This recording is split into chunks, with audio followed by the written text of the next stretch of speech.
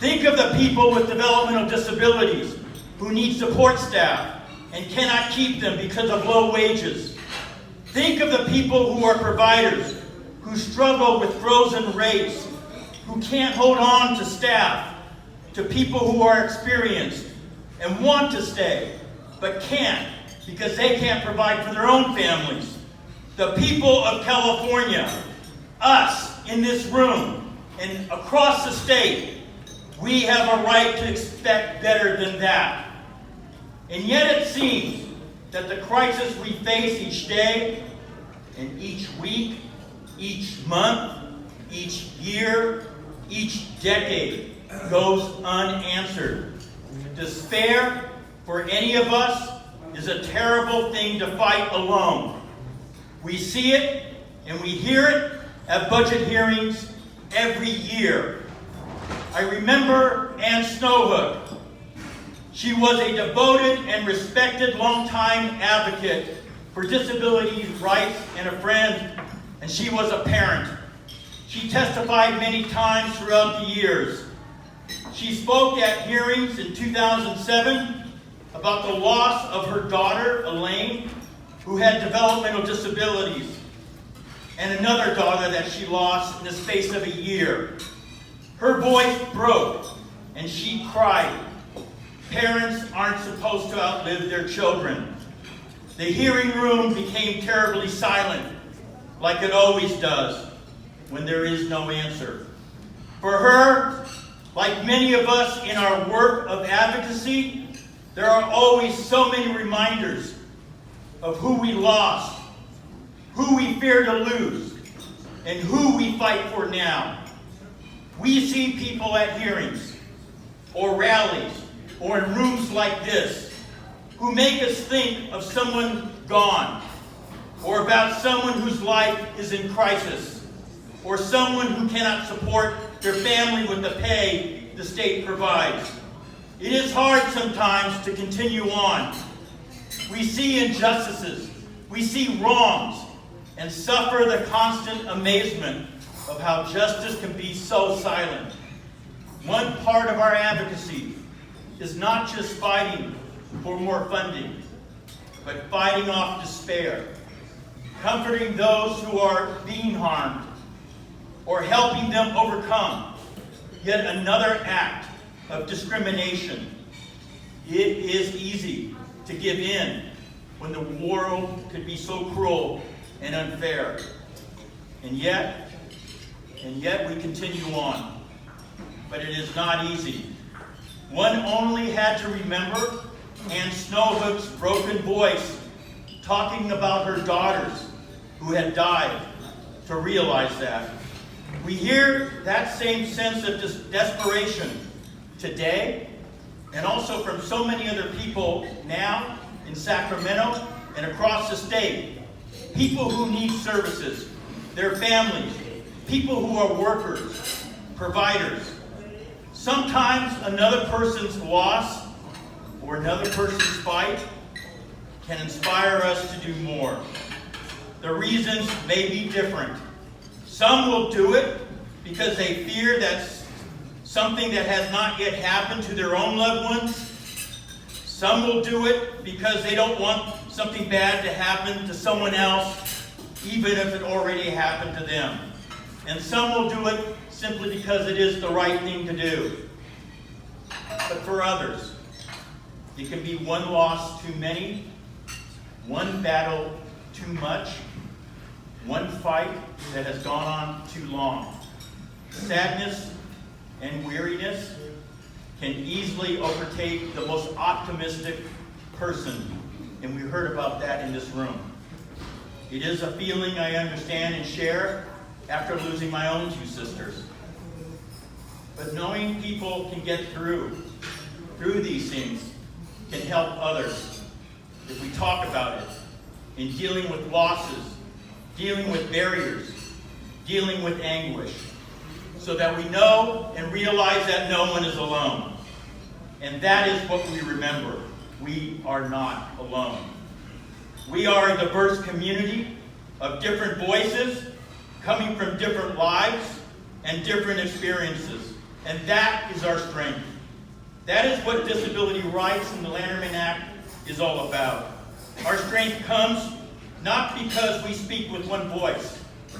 Our strength comes because we speak with many voices, with different ideas, different views that encourage diversity, that is about a person who needs services, receives services, and the person who provides it.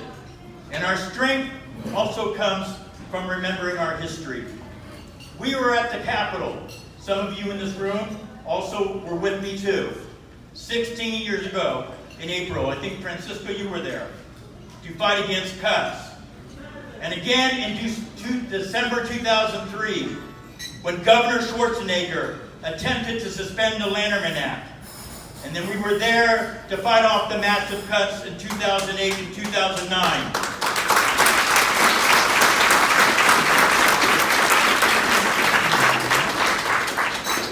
Since that time, 16 years ago, rates have been frozen. Services have been cut. People with disabilities and their families have and continue to be harmed, and many still are not served. People were and are in crisis. Yes, there have been good steps to correct wrongs and to address critical issues, including disparities, and we applaud the state for that. But after years of inaction, after years of enduring reductions and cuts, the pace is too slow. Yes, we are angry. And yes, we have hope. And now we are here today in this room, April 19th, 2019, 16 years later after we fought off the first massive cuts. Not about services and programs. We are here because this is about our people. People with intellectual and developmental disabilities and their families who need services and have a right to live in this community. We are here for people who don't have services and need it. We are here for the people who provide the direct supports that are so desperately needed. We are here today in this room fighting for the infants and toddlers who need early intervention. We are here today for the people who are service providers. And we are here today to answer the simple question, as we asked in Sacramento, asked by direct support workers and by the people who they serve. What is my worth? And we reply, we say with dignity, we say with respect, we say with pride as loudly as we can over and over, the answer to the question, what is my worth? It is invaluable. You are invaluable. That is your worth. As a family member and as a former direct support professional, I know the hardships and hopes that every one of you face and endure. It is not easy to oversee a community organization that is faced with one crisis after another because there's not enough funding. It is not easy to be a direct support worker when the pay is so low and the work remains intense while the cost of supporting a family continues to rise. It is not easy to be a service coordinator when caseloads are so high that by itself creates barriers in helping people who need help. It is not easy. It is not fair. It is not just. And so that is why we will not give up. This is why we fight and why we fight on and on. We may sometimes be broken. We may sometimes be invisible. We may sometimes be forgotten. We may sometimes be forsaken. But we have faces. We have names. And we will never be silent. Hemingway once wrote, "Many are broken by life, but some are made stronger in the broken places." Together, we can find strength from each other in this room and across the state and grow stronger in those broken places. We are strong, but we need the governor. We need the legislature. We need local and federal government officials to do their share. and to do what is right. And remember, the answer to the question, what is my worth? And so in closing, like in 2003, as it was in 1969, and as it is now in 2019, we are here to speak for justice. The people in our communities who provide direct support, the people who need those supports and their families, need the state of California to do the right thing and provide major funding and resources, not just to make up for past wrongs, but for an ongoing basis. We are here to say our time is now for the state to do its job. And we say to the state, your time is up. You need to do your job. We are here not begging to take whatever they give us. We are here because we will fight to hold them accountable. Every legislator, every person in the administration, to do the right thing, to act urgently, and to take major concrete steps toward not only solving the crisis we face, but to transform the systems that serve our people so that it's person-centered. It's about outcomes. It's about quality and ongoing funding that recognizes those things.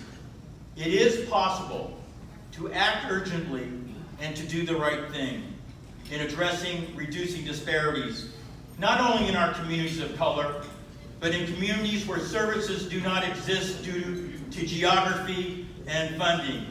It is possible to do the right thing in addressing competitive integrated employment, to address unmet needs, and toward a system that rewards good outcomes and quality services and hard work.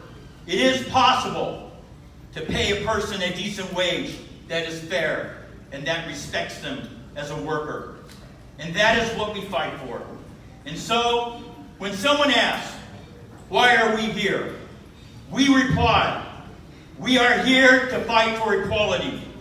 And when someone asks, what is our goal? We reply, we are here to fight to be renewed, revived, respected, and recognized, because the people who provide services, the people who need it, are invaluable. And because of that, when someone asks, what is our message? We reply, we are here. We will always be here.